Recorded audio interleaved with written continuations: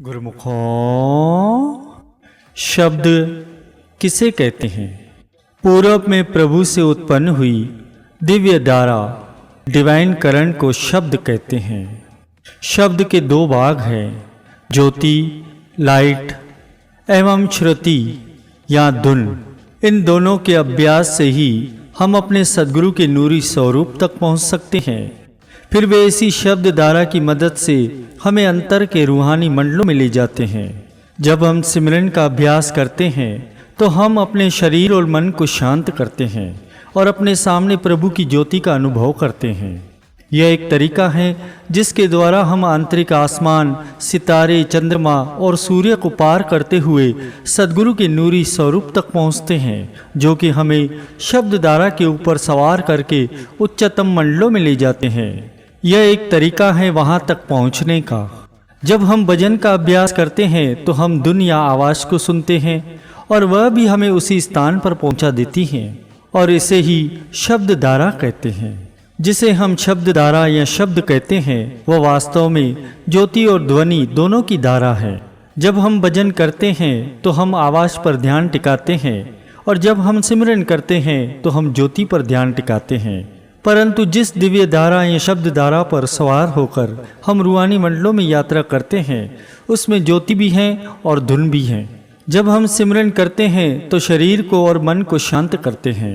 सिमरन का अर्थ है मन ही मन प्रभु के नाम का जाप करना। इसके जरिए हम अपने मन को शांत करते हैं और अपना ध्यान अपने सामने टिकाते हैं ताकि हम अंतर की ज्योति का अनुभव कर सकें। सिमरन हम किसी भी स्थान पर कर सकते हैं। हम अपनी नौकरी पेशे के स्थान पर, मध्य अवकाश के समय अपनी कुर्सी पर आंखें बंद करके बैठकर भी सिमरन कर सकते हैं। परंतु भजन करने के लिए एकांत या निजी स्थान होना चाहिए। दोनों ही अभ्यास हमें अपने सद्गुरु के नूरी स्वरूप तक ले जाते हैं। फिर वे हमें शब्द धारा पर सवार करके आगे की रूहानी यात्रा पर ले जाते हैं। इस धारा में ज्योति भी है और ध्वनि भी है। शब्द ही वह माध्यम है जिस पर सवार होकर हमारी आत्मा सद्गुरु के साथ सचखंड की ओर उड़ान भरती है। सबसे पहले तो हमें ये समझना चाहिए कि भजन और सिमरन दोनों के जरिए हम अपना ध्यान बाहर की दुनिया से खींचकर अंदर की ओर करते हैं। जिस समय हम अपना ध्यान अंतर में एकाग्र करते हैं तो कोई भी विचार या बाधा हमारा ध्यान भंग करके हमें शुरू के स्थान पर पहुंचा सकती है। मकड़ी दीवार पर चढ़ती है, फिर गिरती है, फिर चढ़ती है, फिर गिरती है, फिर चढ़ती है, फिर गिरती है। हमारा ध्यान भी इसी तरह है। मान लो हम 5 मिनट के लिए बैठे हैं और हमारी सूरत हल्की सी सिमट गई, तब अगर हम हिले या डुले या कोई विचार आया तो हमारा ध्यान तुरंत ही भंग हो जाता है और हम फिर से शुरू के स्थान पर पहुंच जाते हैं।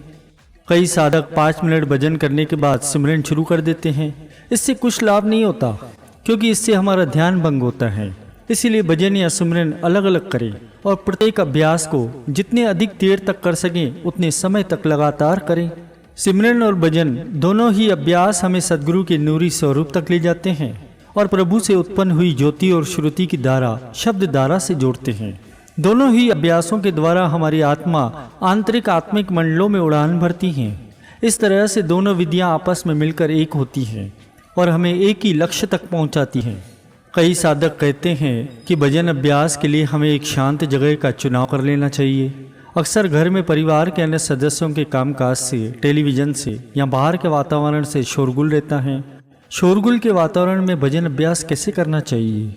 हम आखिर उसी वातावरण में भजन अभ्यास कर सकते हैं जिसमें कि हम रहते हैं। शोरगुल मुक्त वातावरण भजन अभ्यास में मदद करता है, क्योंकि इससे हमारा ध्यान आसानी से एकाग्र होता है। जैसे जैसे हम ध्यान टिकाने की तकनीक सीखते जाते हैं हम ऐसी अवस्था में पहुंच जाते हैं कि चाहे शोरगुल हो या न हो, हम भजन अभ्यास आसानी से कर सकते हैं। यदि शोरगुल अधिक हो तो हमें भजन अभ्यास रात के समय करना चाहिए, जबकि अधिकांश लोग सोए रहते हैं। धीरे धीरे हमारी एकाग्रता बेहतर होती जाती है और हम शोरगुल में भी ध्यान टिका सकते हैं। एक बार एक बैंड बाजे बजाने वालों का दल आइजैक न्यूटन के पास से गुजरा। वे अपने काम में इतने तल्लीन थे कि उन्हें इस बैंड पार्टी का पता ही नहीं चला। उसके बाद किसी ने उनसे पूछा कि क्या उन्होंने बैंड पार्टी की आवाज़ सुनी? तब उन्होंने उत्तर दिया, कहाँ, कौन सा बैंड? वे बाहरी शोर शराबे से प्रभावित हुए बिना अपने आप को एकाग्र कर सकते थे। ठीक इसी तरह हम भी नियमित भजन अभ्यास के बाद बाहरी आवाज़ों के शोर शराबे से प्रभावित हुए बिना ध्यान अभ्यास कर सकते हैं। और दूसरी बात कि भजन अभ्यास के लिए स्थिर बैठने की क्यों आवश्यकता पड़ती है, क्योंकि हमें भजन अभ्यास में अपनी सूरत की धाराओं को एकाग्र करने के लिए शरीर को स्थिर रखने की आवश्यकता होती है। शब्द की धारा शरीर में सूरत की धाराओं के सिमटने पर निर्भर है। शरीर में दो प्रकार की धाराएं काम करती हैं, प्राणों की धाराएं और सूरत की धाराएं। भजन अभ्यास में हम सूरत की धारा को समेटते हैं। इसी धारा के कारण हमारी ज्ञान इंद्रियां काम करती हैं। यह धारा सामान्यतः पूरे शरीर में फैली रहती हैं। जब हम ध्यान टिकाते हैं तो ये धारा निचले शरीर से वापस सिमटकर शिव नेत्र पर, जो कि दोनों भौहों के बीच में पीछे की ओर स्थित है, वहाँ एकत्रित होने लगती है। इस प्रकार ध्यान टिकाने से सांसों और शरीर के लिए जरूरी अन्य प्रक्रियाओं के चलने में कोई बाधा नहीं पड़ती। भजन अभ्यास में शरीर को स्थिर रखना आवश्यक है। ध्यान में बैठने पर कुछ देर में हाथों और पैरों से सूरत की धारा सिमट जाती है, परंतु इसके बाद यदि हम हाथों और पैरों को हिला देते हैं तो यही धारा वापस नीचे उतरकर फैल जाती है। तब हमें फिर से यह प्रक्रिया दोहरानी पड़ती है। हमें अपना ध्यान एकाग्र करने में कम से कम 15 से 30 मिनट का समय लगता है और हमारे शरीर में हुई कोई भी हलचल हमारे ध्यान को नीचे गिरा देंगी और हमें फिर से वहीं से शुरू करना पड़ेगा। इसलिए जब हम समझ जाते हैं कि शरीर को एकदम स्थिर रखने में सूरत की धारा को समेटने में कम समय लगता है, तो हम अपने शरीर को भजन अभ्यास के समय अधिक से अधिक देर तक स्थिर रखने का प्रयास करते हैं। सफल भजन अभ्यास के लिए पहला कदम है शरीर को शांत रखना। शुरू में जब हम इसके अभ्यस्त नहीं होते तो हमें इसमें कठिनाई होती है। कभी हम बैठने की मुद्रा बदलना चाहते हैं, कभी हमें कहीं खुजली होने लगती है, तो कभी हमारा मन उड़ जाने को करेगा। जब हम शांत बैठे रहने का महत्व समझेंगे तो हमें इस गुण के विकास में सहायता मिलेगी। हमारी आत्मा का बाहरी रूप है ध्यान। जब हमारा ध्यान पूरे शरीर में फैला रहता है तो विभिन्न इंद्रियों के जरिए हम शरीर और बाहरी दुनिया के प्रति जागृत रहते हैं। जब हम अपनी सूरत की धारा को, जो कि पूरे शरीर में फैली रहती है, उसे वापस खींचकर शिव नेत्र पर एकाग्र करते हैं तो हम शारीरिक चेतनता से ऊपर उठ जाते हैं। तब अगर हमारे शरीर के किसी भी हिस्से में गति होती है तो सूरत की धारा शिव नेत्र से फिर से शरीर में फैल जाती है। तब भी हमें एकाग्र होने की प्रक्रिया को फिर से शुरू करना पड़ता है।